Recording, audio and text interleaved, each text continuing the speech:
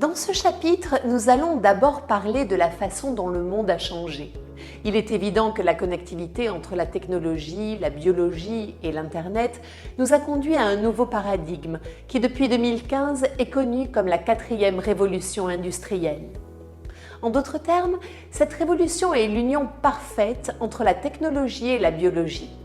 La conduite automobile est un exemple d'une action que l'homme n'aura bientôt plus à faire.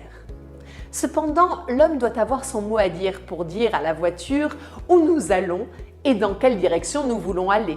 La technologie sera capable de calculer la distance que nous allons parcourir, le temps qu'il nous faudra pour y arriver et la consommation de carburant dont nous aurons besoin. Mais l'ordre, le commandement d'aller à la destination doit être donné par une personne, dans ce cas le leader. Certains événements vous poussent à devenir un leader et nous parlons aujourd'hui de vivre dans un état de crise permanente.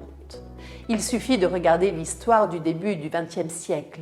Si nous prenons la période entre l'an 2000 et aujourd'hui, 2020, nous avons vécu 3 crises énormes. Les attentats du 11 septembre 2001, la crise financière de 2008 et la crise sanitaire du coronavirus en 2020. Notre monde actuel est tellement différent de celui que nous connaissions auparavant. Il est beaucoup plus complexe à bien des égards, sur le plan juridique, technique, financier et social. Si l'on pense aux acteurs d'influence, ils sont nombreux.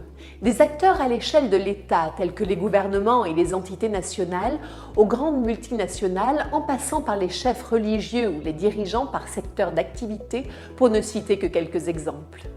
Même les dirigeants de mouvements sociaux relativement anonymes ou dont on ne sait pas qui est derrière eux, comme les Black Blocs. Tous ces facteurs situationnels complexes nous conduisent vers un nouveau leadership. Ce nouveau concept indique peut-être que le dirigeant d'aujourd'hui doit être plus instruit, plus informé, plus technologique, plus avisé des médias, plus immédiat, plus international et plus multiculturel. Tout cela signifie que le leader d'aujourd'hui a des besoins qui n'existaient pas auparavant. La société s'est éloignée de ce qui est collectif et s'est orientée vers la consolidation d'une culture axée sur l'individu.